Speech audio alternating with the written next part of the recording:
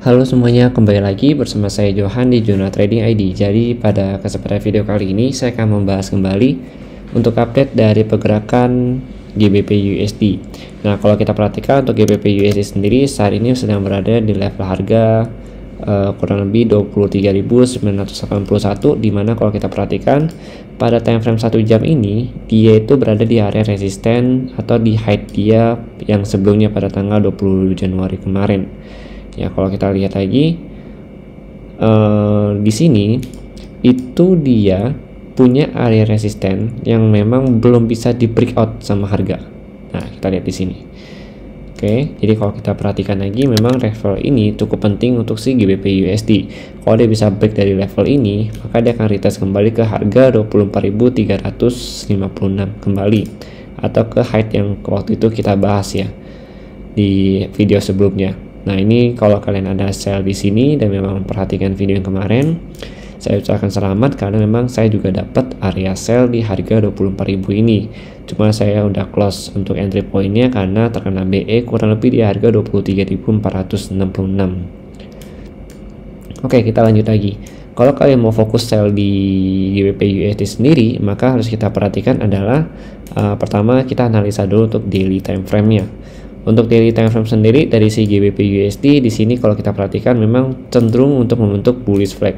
Karena kalau kita perhatikan sini ada sejenis flagnya di sini, kemudian sini ada pole-nya ya, atau ada tongkatnya di sini. Kalau kita lihat dari sini sampai ke sini, dan ini dia sudah break nih dari area bullish flag-nya. Tapi yang harus kita perhatikan adalah height yang ini ya, height yang memang di 24.356. karena kalau kita lihat ini, kita hapus dulu. Oke, jadi memang harganya itu masih belum bisa break dari level tersebut ya, dari level 24.356. Nah, kalau dia break dari level ini, maka level terdekat dia untuk melakukan koreksi kembali atau membuat swing high-nya kembali itu kurang lebih di harga 26.361.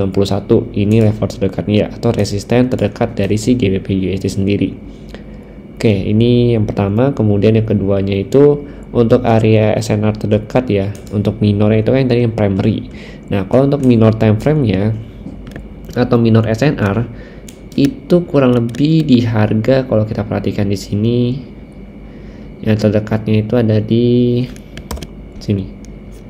Oke, di sini di 25.243. Karena kalau kita perhatikan di area tersebut itu ada beberapa kali candlenya ini tuh reject kalau kita perhatikan ya. Oke, di sini di 24.892. Nah, kenapa di sini kalau kita perhatikan ya, ini pertama, kemudian ini satu, kemudian ini satu, kemudian ini ada satu.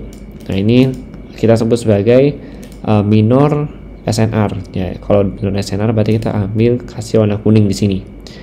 Nah, karena ini minor SNR, jadi ini harus kita ingat kenapa disebut dengan minor SNR, karena dia itu sering dilewatin oleh harga tetapi rejectionnya itu tidak banyak begitu. Sedangkan kalau untuk primary SNR, dia itu jarang disentuh oleh harga, tapi begitu disentuh oleh harga maka rejectionnya cukup kuat.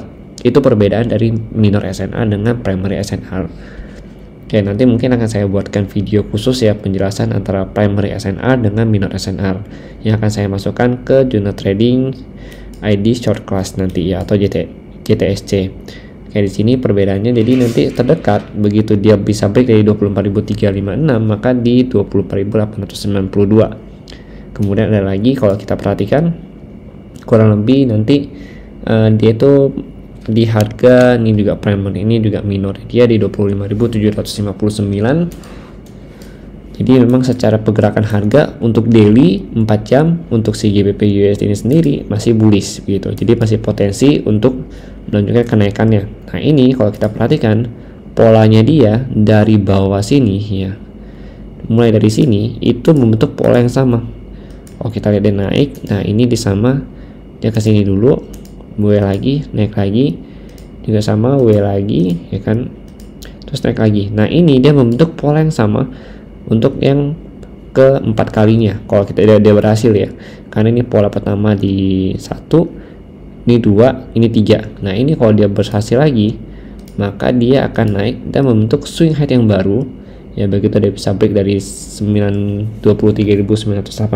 ini, kurang lebih nanti ke harga 24.892 sampai kurang lebih di harga tertingginya itu ya, tertingginya di 26.361. Cuma kalau saya perhatikan untuk mencapai level ini mungkin butuh 2 minggu.